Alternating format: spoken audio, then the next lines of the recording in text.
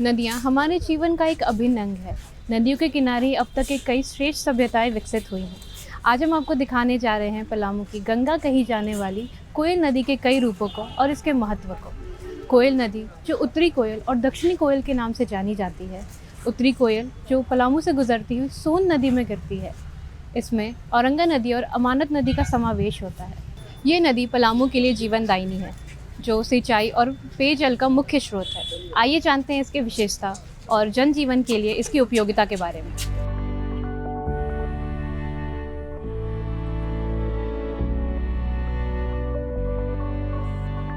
मैं कोयल नदी।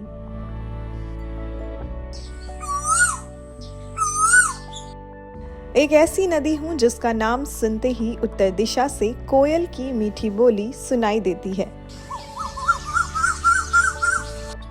ऊपर जाती हुई मैं झारखंड की सबसे लंबी उत्तरगामिनी नदी हूँ। मैं इस कल कल धार में धुलती कोयल की बोली मुख्यतः कोयल पक्षी की वजह से नहीं हूँ। मैंने नदी के किनारे में आदिम संस्कृति के वाहक कोल जनजाति के लोगों को बसते देखा है, जिसमें उत्तर में बहने वाली मैं पहले कोल, फिर कोयल और अब कोयल नदी कहलाती हूँ। कोयल के कूक के साथ स्वर में स्वर मिलाकर सदियों से प्रवाहित होने वाली पवित्र सलीला कोयल, जिसे मेदिनी नगर की सुरसरी की उपमा भी दी जाती है, के सम्मान में भावांजलि के दो शब्द तू ही हमारी गंगा, तू ही हमारी यमुना, तू ही हमारी सरस्वती, तू ही हमारी नर्मदा। हम रहें या ना रहें, तू रहेगी सर्वदा, तू रहेगी सर्वदा। संस्कृति के तू है धारा, शाश्वत साक्षी दोनों किनारा। जब जब भी इतिहास बदला, तूने जब जब दी सदा। हम रहें या ना रहें, तू रहेगी सर्वदा, तू रहेगी सर्वदा। मैं उत्तर में मुख्य रूप से लातेहार और पलामू जिले की नदी हूँ। मेरा उद्गम स्थान गुमला जिले के पाट प्रदेश के दक्षिणी भाग के चैनपुर अंचल के एक वन प्रदेश कोचापानी और बाड़ाडी के जंगल के बीच में है।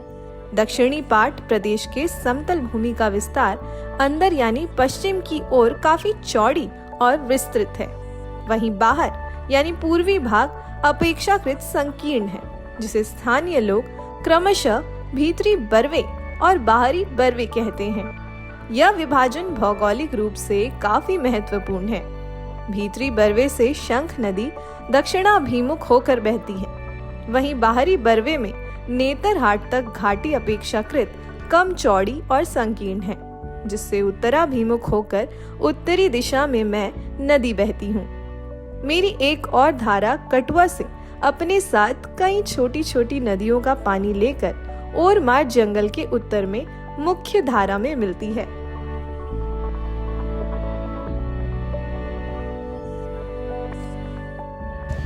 आप देख रहे हैं कोयल नदी पे बना हुआ यह पुल न केवल बहुत ही सुंदर है बल्कि ऐतिहासिक भी है। आज से कोई 50 साल पहले 1976 में इस नदी में इतनी बाढ़ आई कि इसका कोयल पुल का पिलर डूब गया। जब इसे बनाने वाले इंजीनियरों के सामने बड़ी विकट स्थिति खड़ी हो गई, उसके बाद कोई 3-3 फीट का स्लैब इसके ऊपर लगा है, जिसे रबर के ऊपर लगाया गया है। आप जब इस पुल के ऊपर से गुजरेंगे तो कंपन होता है इस पुल में। तो बिल्कुल इस तकनीक का पूरे भारत में पहला पुल है ये, जिसमें कि रबर का बेड लगाया गया, उसके ऊपर फिर पुल की ऊंचाई बढ़ाई गई।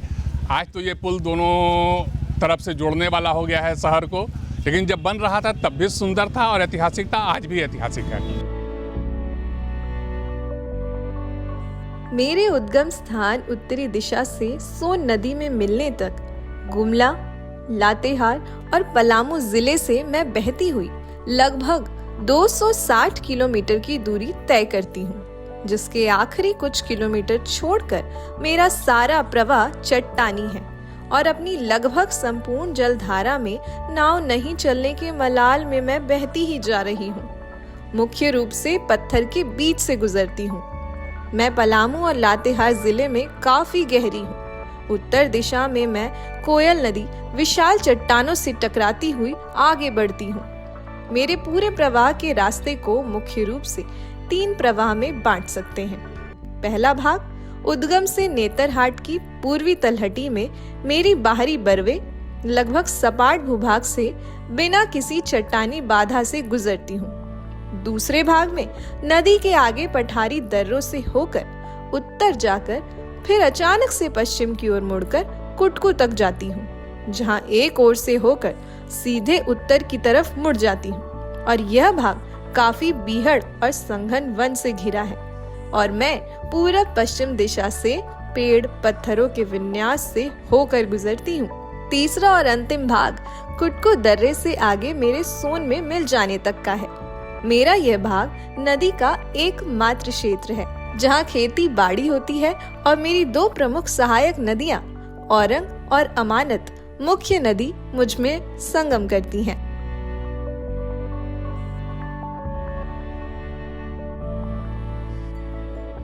कोयल नदी सिर्फ पलामू के धरती को सिंचित नहीं करती है, बल्कि यह साहित्य का भी सिंचन करती है। यह नदी अपने साथ अपनी धारा के साथ साहित्य के भी धारा को भी प्रवाहित करती है। और यहाँ तक कि पलामू का जो इतिहास है, यहाँ के सूरवीरों का भी इतिहास है, इस नदी के धारा के साथ वो भी समाहित है। आप 17वीं सदी के राजा मेदिनी राय के यश और कीर्ति की जब आप बात करेंगे तो आप कोयल की धारा के बगैर आप उसकी बात नहीं कर सकते। उस धारा के साथ ही यह समाहित है। ये जो कोयल की धारा है वो पलामू वासियों के लिए और इसके तट पर बसने वाले लोगों के लिए यह गंगा की धारा के सदृश है। और आपको यह जानकर खुशी होगी कि पिछले कुछ वर्षों से जैसे गंगा की आरती होती है, यहाँ कोयल की धारा की आरती होती है, कोयल नदी की आरती होती है। तो इसलिए आप यह देखेंगे कि साहित्यकारों के लिए तो कोयल नदी एक विषय वस्तु है ही, यहाँ पलामू वासियों के लिए यह जीवन की धारा है। यह सिर्फ पानी नहीं है बल्कि यह जीवन की धारा है। और इसके चौपाटी पर जो आने वाले लोग हैं और इसके किनारे जो बसने वाले लोग हैं, यह जब नदी सूखती है तो उनका आशा भी सूख जाता है। यह जब नदी प्रवाहित होती है तो उनके उमंगें उछाल मारने लगती हैं, उनका जीवन खुशहाल होता है, वे हरियाली से परिपूर्ण हो जाते हैं। और जैसे हमने जीवन की धारा कहा, तो जीवन की धारा में सुख और दुख दोनों होता है। तो इस कोयल की धारा के साथ भी सुख और दुख जुड़ा हुआ है। यदि इसको हम प्रदूषित नहीं करें तो यह खुशहाल, इसके तटवासी भी खुशहाल। लेकिन यदि इसमें हम कचरा डाल दें, इसमें हम प्रदूषण की और भी चीज़ें डाल दें, तो आप समझिए कि वो नदी मरने लगती है। तो कोयल यह पुकारती है कि हम आपको खुशहाल रखे हैं, लेकिन आप कम से कम ऐसा करिए कि हमको प्रदूषित आप नहीं करिए। हम जीवित रहेंगे तभी हमारे सामने आपकी सभ्यता और संस्कृति जीवित रहेगी। इसलिए जो कोयल की धारा है, इसके साथ हमारे पलामू वासियों की और इसके तटवासियों के सभ्यता और संस्कृति की धारा प्रवाहित हो रही है। कोयल की धारा रुक जाएगी तो निश्चित रूप से हमारी सभ्यता और संस्कृति की धारा भी रुकेगी। इसलिए कोयल की धारा को अविरल बनाए रखने के लिए हम तटवासियों का, हम पलामू वासियों का भी योगदान होना चाहिए। हमको अपने आँख में पानी रखना चाहिए। अगर हम अपने आँख में पानी रखेंगे तो इसे हम प्रदूषित नहीं करेंगे इसके पानी के, तब तो कोयल की धारा प्रवाहित होती रहेगी।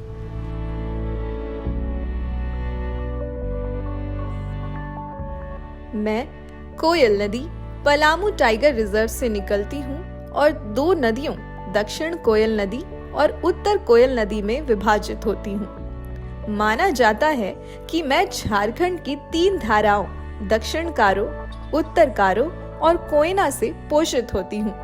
दक्षिण में मैं कोयल नदी ब्राह्मणी के नाम से भी जानी जाती हूँ। मैं राउरकेला के पास वेद व्यास में शंख नदी के साथ उड़ीसा राज्य में प्रवेश करती हूँ। इसके अलावा मैं उत्तर दिशा में झारखंड के पलामू मंडल से होकर बहती हूँ और रांची पठार से निकलती हूँ और रूड के पास नेतरहाट के नीचे पलामू मंडल में प्रवेश करती हूँ। लगभग 32 किलोमीटर तक पश्चिम की ओर बहने के बाद मैं कुटकू में एक घाटी से लगभग समकोण पर उत्तर की ओर मुड़ जाती हूँ और जिले के मध्य से बहती हुई हैदर नगर से कुछ मील उत्तर पश्चिम में सोन नदी में मिल जाती हूँ।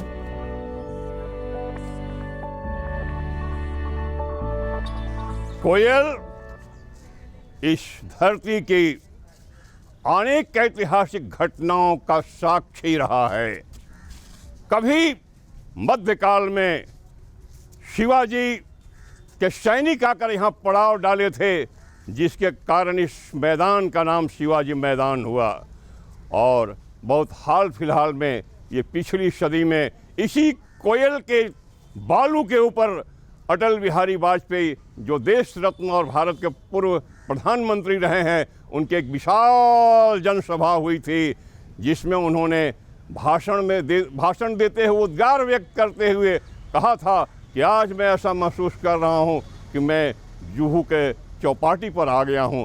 और सचमुच आज ये कोयल चौपाटी का नज़ारा दे रहा है। और इसी शिवाजी मैदान में, जिसका मैं प्रत्यक्षदर्शी और साक्षी रहा हूं, लोकनायक जयप्रकाश नारायण ने, उनकी एक महती सभा हुई थी, लाखों की भीड़ हुई थी। उस मंच से मैंने भी उद्गार व्यक्त किया था। उन्होंने संपूर्ण क्रांति का उद्घोष किया था। कोयल उसका भी साक्षी है। इसके अलावे भी अनेक इस धरती पर साधु संत विद्वान साहित्यकार आए और उन्होंने इस कोयल के किनारे जो महसूस किया उसे लिखा है। सत्यजित रे प्रसिद्ध फिल्मकार, उन्होंने भी कोयल के तट पर ओरंगा और कोयल का जहाँ समागम होता है, वहाँ उन्होंने एक जो बहुत ही प्रसिद्ध फिल्म और दुनिया भर में जिसका नाम हुआ अरण्य दिन रात्रि की शूटिंग की थी, जिसमें सौमित्र चटर्जी, शुभेंदु, रवि घोष, शर्मिला टैगोर, सिम्मी जैसे कलाकार उनका अभिनय रहा है। तो संगीत, साहित्य और इतिहास, अनेक पन्नों पर इस कोयल का एक इतिहास रहा है और बहुत सारी चीज़ों का यह साक्षी रही है कोयल। मैं कोयल नदी गर्मी के मौसम में लगभग सूख सी जाती हूँ, लेकिन वर्षा के दिनों में तुरंत बाढ़ के साथ उमड़कर बहने लगती हूँ। रांची और हजारीबाग पठार से होते हुए आने वाली औरंगा नदी और अमानत नदी मेरी सहायक नदियां हैं। औरंगा नदी रांची जिले के सोहिदा गांव से निकलकर 80 किलोमीटर की यात्रा तय करती है और मुझ में मिल जाती है। अमानत नदी हजारीबाग जिले से निकलकर डाल्टनगंज, जो कि वर्तमान में मेदिनी नगर के नाम से जाना जाता है, उसमें 10 किलोमीटर उत्तर पूर्व मुझ में मिलती है। मुझ पर लोध प्रपात है, जिसकी ऊंचाई लगभग 450 फीट है। ये झारखंड का सबसे ऊंचा प्रपात है। कोयल के सौंदर्य को साहित्यकारों ने अपने अपने नज़रिए से देखा। जब बांग्ला साहित्यकार बुद्धदेव गुहा की नज़र इस पे पड़ी तो उन्होंने कोयलेर काछे लिखा। जब पलामू के इतिहासकार महावीर वर्मा की नज़र इस पे पड़ी तो उन्होंने कोयल के किनारे किनारे के नाम से पलामू का इतिहास लिखा। जब पलामू के साहित्यकार प्रोफेसर सुभाष चंद्र मिश्रा की नज़र इस पे पड़ी तो उन्होंने कोयल की धारा के नाम से पुस्तक लिखा। और कोयल क्या है, कोयल पलामू के लिए, लोगों के लिए किस तरह से जीवनदायिनी है, इसका जिक्र इन्होंने अपनी कविता में किया। इसमें कितना पावन कितना निर्मल है कोयल की धारा, शोभित जिससे जिला पलामू लगता है कितना प्यारा। कलकल करती गुंजन करता अविरल ये बहती है, ऊबड़ खाबड़ वन्य धरा को यह सिंचित करती है। इस धरती के हर प्राणी का है यह एक सहारा, खनिज संपदा से परिपूरित धन्य यहाँ की धरती। हरियाली छा जाती जिधर से कोयल नदी गुजरती, सभी जिलों में सबसे अनूठा है ये जिला हमारा। तो कोयल को अपने अपने नज़रिए से देखा। कोयल जीवनदायिनी है इस ज़िले के लिए। एक यहाँ लोकोक्ति भी प्रचलित है कोयल को लेकर, गंगा नहैली पुण्य कमैली, सोन नहैली आधा, कोयल नहैली सब कुछ पैली, हरला माई हर बाधा। मेरी उत्तरी दिशा की धारा कई मायने में बाकी अन्य नदियों से भिन्न है। खासकर मेरी बहाव की दिशा उत्तरी है। मेरा अप्रवाह तंत्र, जो कि उत्तर दिशा में है, जो छोटा नागपुर पठार के 2 दक्षिणागामिन प्रमुख नदियां शंख और दक्षिणी दिशा, जिसे लोग दक्षिणी कोयल के नाम से भी जानते हैं, उसके ठीक बीच से बहकर निकलती हूँ। जहाँ पश्चिम के पाट प्रदेश की शंख नदी छेछरी घाटी के दक्षिणी ढलान से उत्तरी कोयल के उद्गम को लगभग छूती हुई बहती है। वहीं पाट प्रदेश के पूर्वी ढलान बांगुर पहाड़ से नीचे दक्षिण तक से दक्षिणी कोयल नदी रांची पठार से उड़ीसा की ओर निकलती है। ऐसा प्रतीत होता है जैसे मैं तलवार की धार पर बहती दक्षिणाभिमुख शंख और दक्षिणी कोयल नदियों के प्रवाह तंत्र के बीच से उत्तर की ओर बहती हूँ। मेरा नाम संदीप चंद्र मजुमदार है। मैं 50 साल पहले डाल्टनगंज में ही रहता था। ये नदी किनारे बसा हुआ है और इस नदी से मेरा बचपन से ही बहुत लगाव है। हम लोग बचपन में नदी के पास ही घुमा करते थे। ये नदी इस शहर का जनजीवन के लिए बहुत ही लाभदायक है।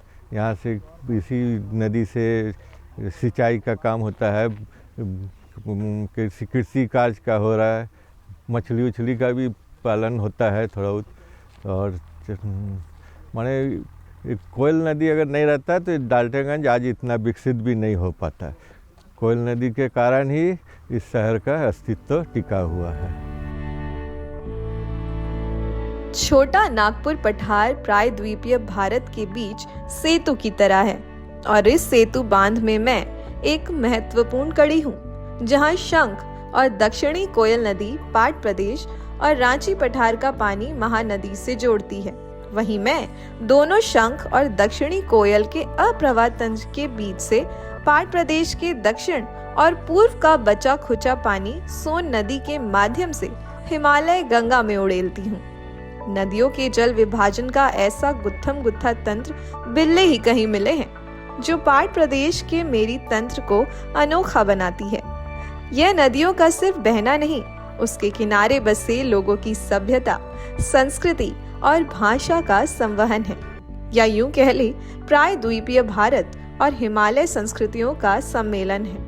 अगर छत्तीसगढ़, झारखंड, मध्य प्रदेश, बिहार और पूर्वांचल के जन्म मृत्यु, विवाह, लोक कथा, लोक नृत्य को सूक्ष्मता से देखी जाए तो थोड़े थोड़े बदलाव के साथ एक दूसरे की तरह ही हैं। पहले यहाँ पे बहुत ज़्यादा गंदगी वगैरह रहता था, यहाँ लोग घूम नहीं पाते थे, आ नहीं पाते थे। लेकिन अभी बनने के बाद क्या है कि यहाँ बहुत लोग आना जाना, बहुत पर्यटक जगह बन चुका है। यहाँ पे बहुत लोग आते हैं, रील्स बनाते हैं, बहुत लोग आते हैं यहाँ पे घूमते हैं, फैमिली वगैरह। अभी बहुत बेहतरीन जगह बन चुका है यहाँ पे। सिर्फ थोड़ा सा साफ़ सफाई का ज़रूरत है यहाँ पे, जैसा कि आप देख सकते हैं, और उसके बाद तो परफेक्ट जगह है। मेरा नाम फैयाज़ है और मैं यहाँ डाल्टनगंज का रहने वाला हूँ।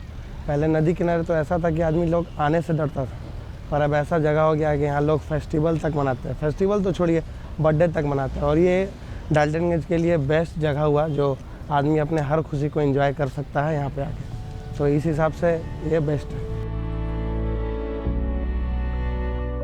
मैं कोयल नदी, लातेहार, पलामू और गढ़वा जिलों के लिए पानी का मुख्य स्रोत हूँ, खासकर गर्मियों में जब कई नदियाँ सूख जाती हैं। मुझ पर उत्तरी कोयल परियोजना का निर्माण किया गया है, जो जल विद्युत उत्पादन और सिंचाई के लिए महत्वपूर्ण है। मैं स्थानीय आदिवासी समुदायों के लिए गहरी सांस्कृतिक और धार्मिक महत्व रखती हूँ। मैं गंगा के संस्कारों की कड़ी मानी जाती हूँ, क्योंकि मेरा समागम सोन नदी में होता है, जो गंगा की सहायक नदी है। अगर यह कहा जाए कि झारखंड के छोटा नागपुर पठार क्षेत्र के लिए मैं एक जीवन धारा हूँ, जो पर्यावरण, संस्कृति और अर्थव्यवस्था के लिए अपरिहार्य है, खासकर पलामू क्षेत्र के लिए, तो यह गलत नहीं होगा। मेरे आसपास के क्षेत्र में प्राचीन बस्तियों के प्रांगण मिलते हैं। मैं पलामू टाइगर रिजर्व के लिए महत्वपूर्ण इसलिए हूँ क्योंकि सन 1930 के दशक में जनगणना आयोजित करने वाला दुनिया का पहला रिजर्व था, जिससे यह वन जीव संरक्षण के लिए ऐतिहासिक रूप से महत्वपूर्ण हो जाता है। मैंने बचपन से ही बड़े ख्वाब देखे थे और हमेशा बड़े ख्वाबों को पूरा करने के लिए मैं बड़े शहर को चेस करता रहा, पर मैंने अपनी पूरी ज़िंदगी में कभी अगर ज़िंदगी जिया है तो वो मेदिनीनगर डाल्टनगंज में। और ये शहर बचपन से ही मुझे बहुत ज़्यादा पसंद है। और अगर मैं बात करूँ इस पॉइंट का, जिसको कोयल व्यू पॉइंट बोला जाता है, मैं यहाँ आया था लगभग जब कोविड था और उसी समय ये प्रोजेक्ट का शुरुआत हुआ था। मुझे पता नहीं था कि ये प्रोजेक्ट इतना ज़बरदस्त लेवल पे जाने वाला, क्योंकि जब मैं छोटा था मेरा एक दोस्त था अंकित, और हम लोग यहीं पे, मेरा स्कूल है यहाँ पर ग्रीवर स्कूल, और यहाँ पर हम लोग बैठ कर बातें करते थे कि पहले ही ये जो एरिया था बहुत गंदा होता था, यहाँ पर कूड़ा करकट और असामाजिक तत्व लोग रहते थे। तो हम सोचते थे कि क्या कभी ऐसा हो सकता है कि कोई एक चबूतरा टाइप का बन जाए और हम उस पर बैठ पाएँ और मज़ा ले पाएँ कोयल नदी का। और आज मुझे जब भी मैं देखता हूँ कोयल व्यू पॉइंट को तो ऐसा लगता है जैसे सपना सच हो गया है। ये शानदार जगह ना, मैं गर्व से बोलता हूँ जब भी मेरे कोई रिश्तेदार, रिलेटिव, दोस्त आते हैं कि चलो एक जगह घुमाता हूँ, कोयल व्यू पॉइंट। और ये नदी, मैं सच बताऊँ तो ये वरदान है, इसको नदी में कभी नहीं बोलता। ये डाल्टनगंज मेदिनीनगर के लिए वरदान है, वरना ये क्षेत्र सुखाड़ ही था। तो मैं तो भाई इस जगह से बहुत प्यार करता हूँ, और जब भी आता हूँ मैं यहाँ पर घंटों बिताता हूँ। ये जगह कई आर्टिस्ट लोगों को भी बहुत फ़ायदा देती है, जैसे यूट्यूबर्स, ठीक है, म्यूजिशियंस, कॉमेडियन और डांसर्स, सब यहाँ आकर अपना कला को प्रस्तुत करते हैं। तो भाई मुझे इस जगह से बहुत प्यार है।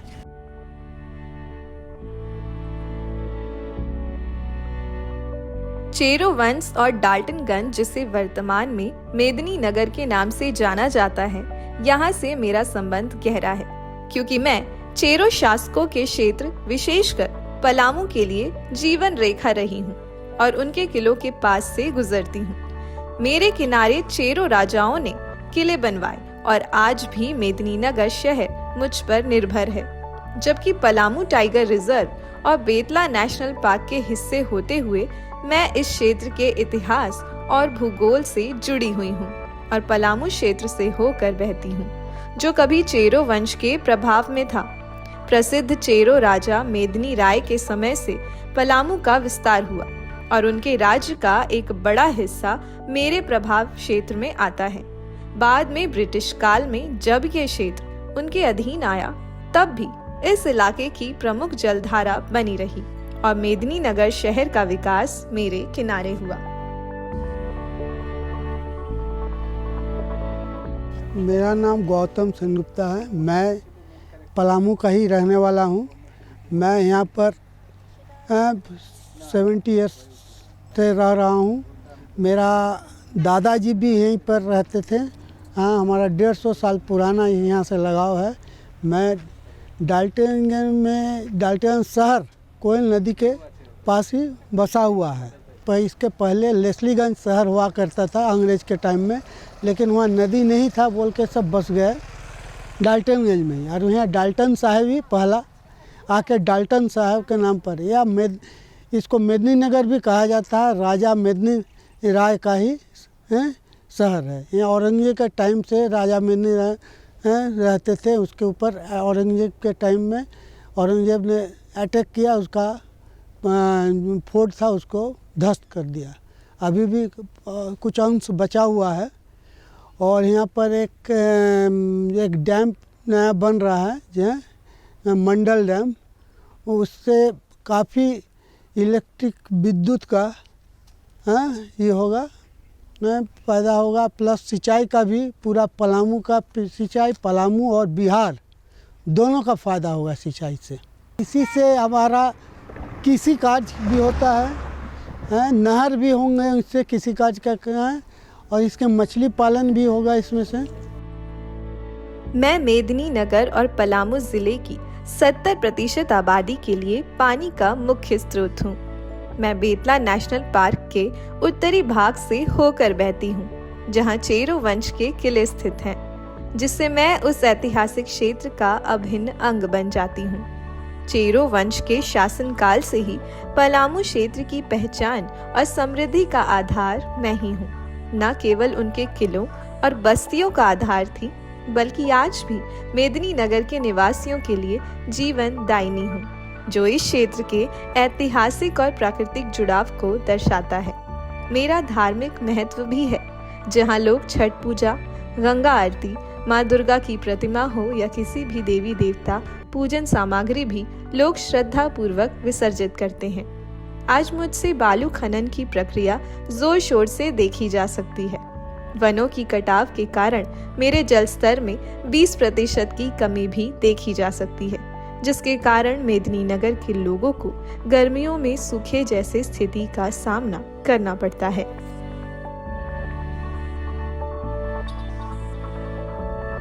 मैं बाबली चक्रवर्ती हूँ, कलकत्ता से आई हूँ। तो मैं बंगाली फेमस राइटर बुद्धदेव गुह का जो नॉवेल है, बहुत सारे नॉवेल में उन्होंने कोयल नदी के बारे में बहुत कुछ लिखे थे, तो मैं उसको पढ़कर बहुत इंटरेस्टेड हुई, तो फिर दिखने आए। तो यहाँ पर आकर कोयल को देखकर तो पता लगा कि क्यों उसने हर नोवेल पर कोयल का बात किए हैं, क्योंकि इसका जो मैंने जो देखा, अभी तो बारिश का टाइम नहीं है, इसलिए कोयल को अभी छोटी लड़की जैसा मुझे लगा, लेकिन उन्होंने इसका जो बात की बारिश के टाइम के और शीत के टाइम पे वो आए थे, तो उस रूप को देखने के मुझे बहुत इंटरेस्ट हुआ। अभी तो उसे मुझे एक छोटी लड़की जैसे लग रही है कोयल नदी को, बहुत सुंदर है। और बेतला की मेन इंटरेस्ट ही कोयल मुझे लग रहा है। बेतला फॉरेस्ट का एक मेन अट्रैक्शन कोयल ही है। कोयल को देखने इतना सुंदर है कि बार बार आने की मन करेगा। अभी बंगाली लोग आते भी हैं इसीलिए कोयल को देखने के लिए। तो दोस्तों, प्रकृति ने हमें विभिन्न तरह की सुविधाएं दी हैं, लेकिन आज हम अपने भोग विलास और आधुनिक जीवन में यह भूलते जा रहे हैं कि जल, जंगल, पर्यावरण और नदियाँ हमारे जीवन का अभिन्न अंग है और इसके बिना हम अपने जीवन का कल्पना भी नहीं कर सकते। हमारा आज का ये वृत्त चित्र कोयल नदी के महत्व के ऊपर ही आधारित था। आइए हम सब साथ मिलकर इस दिशा में कदम बढ़ाते हैं और अपने लिए अपनी नदियों को स्वच्छ रखते हैं। इसी के साथ इस अंक में हम लेते हैं विदा। अगले अंक में फिर मिलेंगे, तब तक के लिए जोहार, नमस्कार।